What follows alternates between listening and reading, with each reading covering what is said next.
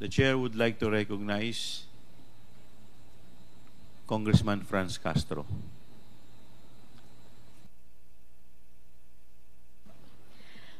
Thank you, Mr. Chair. So just a point of inquiry, Mr. Chair, kasi narinig ko kanina umaga that this would be the last committee hearing for this topic, no, yung tungkol sa confidential funds. So ang ibig ba sabihin, Mr. Chair, we are going to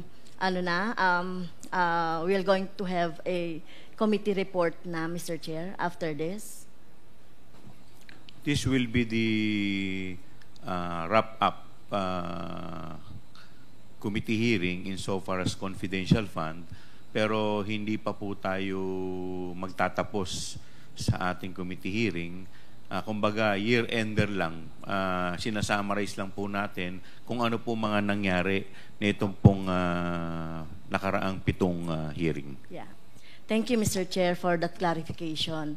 Narinig ko rin po yung mga manifestation, questions, mga intelligent manifestations ng ating mga colleagues.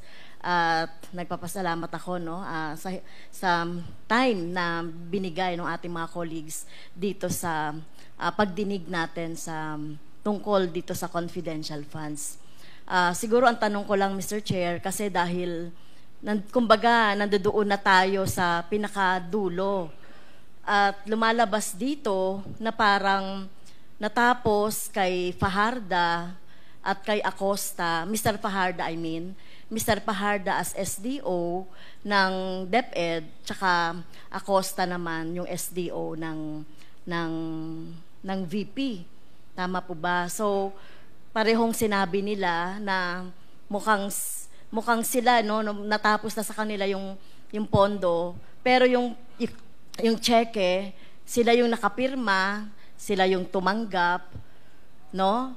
Pero ang nangyayari, Mr. Chair, kung titignan natin ang mga pangyayari, mukhang hanggang doon na lang yung mga opisyal ng AFP na naging security officer na pinagbigyan nito ay walang accountability dito. So, at binanggit nyo rin po, AFP na yung mag-iimbestiga.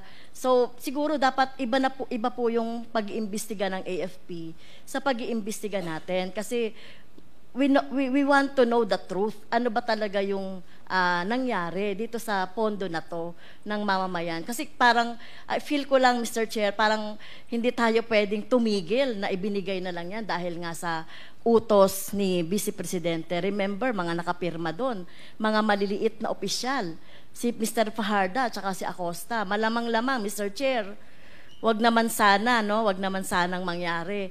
Baka sila pa yung mademanda dahil sila yung tumanggap ng cheque, sila yung nagpapalit, pero baka maabswelto itong mga militar, itong mga security officer na tumanggap. Kasi dito lang natin makikita in transparency, no, yung ano ba talaga nangyari doon sa pondo. Bakit nagkaroon ng mga ganitong mga gawa-gawang pangalan o recipient ng mga rewards, ng mga supplies.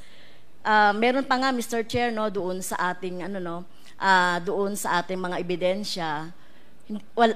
Kung alias yon, RS, 2 RS sa isang araw, reward, isang 20,000, isang 50,000. So paano nangyayari yon? Ano bang impormasyon na ibinigay nung the same RS siya na parehas lang siya ng pangalan, na magkaiba ng amount, no, at the same time?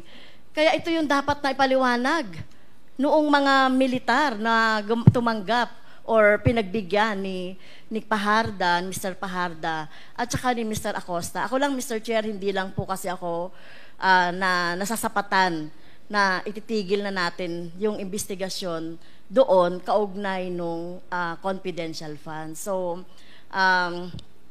ano po ba ang dito arrangement? Sila na ba ang mag-iimbestiga, yung mga AFP? May time frame ba? At paano tayo makakasiguro, Mr. Chair, na magiging fair and with justice yung Remember, Mr. Chair, 612.5 million ang involved na pera dito. kasi utos ni Vice President Sara Duterte na ibigay doon sa mga security officer. Ginawa naman ng ating mga SDO, ng DepEd at saka ng OVP. Pero ano na yung kailangan makita natin dito, yung pananagutan mismo ni Vice President as siya yung nakalagay po, Mr. Chair, sa JC, sa Joint Circular tungkol sa confidential fund na the most responsible po doon sa pondo. Kasi baka po, Mr. Chair, natatakot ako na baka ang lahat ng sisi ay mapunta doon sa SDO. Na tingin natin, wala talaga silang kumbaga, sa conspiracy kasama sila, accessory lang sila. Pero ang may talagang pananagutan dito, sa tingin natin, ay yung Vice President katulong nung mga security officer. So yun lang, Mr. Chair, yung gusto kong maliwanagan. Bakit tinigil na natin doon? Hindi natin pinatawag yung dalawang security officer na involved o yung tumanggap. Kasi wala silang wala silang band. Unlike yung ating mga SDO, wala silang karapatang tumanggap. So bakit sila tumanggap ng ganitong pera? At kapananagutan nila yan, Mr. Chair. Maraming salamat po, Congresswoman Franz Castro. Unang-una po, meron na po tayong, may mga hinahing po na impeachment proceedings sa ating Vice Presidente at sa akin pong pagkakalam, ito po ay kaugnay sa confidential fund. So ito po ay dudulugin na pag ito po ay na-refer sa Committee on Justice. So sa akin pong paniniwala, na yun na po yung, at yun din po yung mga suhestyon ng ating mga miyembro na doon po tutumbukin yung investigasyon. Pangalawa po, nagsalita na rin po yung AFP na nagkakaroon na rin po sila ng internal investigation patungkol po dito sa pangyayaring ito. Kaya po mas minarapat po ng mga miyembro na ito po ay ibigay sa pamunuan ng AFP nang hindi po tayo makasagabal sa kanilang pag-iimbestiga. Ginagalang ko, Mr. Chair, I respect po yung decision ng member ng Committee on Good Government and Accountability. Pero I just would like to put on record po yung aking manifestation na ako po ako po yung nagsiwalat ng tungkol dito sa confidential fund. So hindi po ako kumbaga nasasapatan na matigil na doon sa AFP dahil alam naman natin wala rin po akong tiwala na magkakaroon ng partial investigation patungo doon dahil alam naman natin tauhan nila yung involved, 'di ba? Tao nila yung mga involved doon. Nakita naman natin doon sa ating mga investigation na wala namang national security involved. No? Wala namang, ang involved dito, Mr. Chair, ay yung national interest ng taong bayan. Ang pondo na 612, na kagaya nga na sinasabi ni Congressman Raul Manuel, sinasabi ni Congressman Luistro, na kung nagamit ng maayos yan, na bigay natin yan sa ating mga estudyante, sa education, at pangangailangan pa ng ating mga mamamayan. So, ang tanong ko po, Mr. Chair, yung po bang investigation ng AFP, hindi na tayo involved doon? At kailan nila sasabihin po yung investigation? Kailan sila magkakaroon po ng report doon sa investigation? Kailan matatapos? Binigyan po ba natin sila ng time frame, Mr. Chair? Tayo po ay makikipag-ugnayan po sa AFP.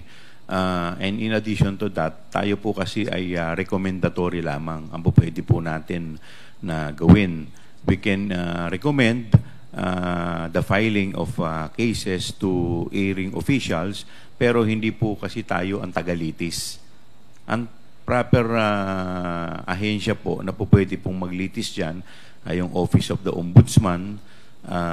Ito po yung mga ahensya na dapat pong maglilitis. At sa hanay naman po ng AFP, ang alam ko po, meron po silang JAGO, kung tawagin po yan, or yung court martial, kung hindi po ako nagkakamali.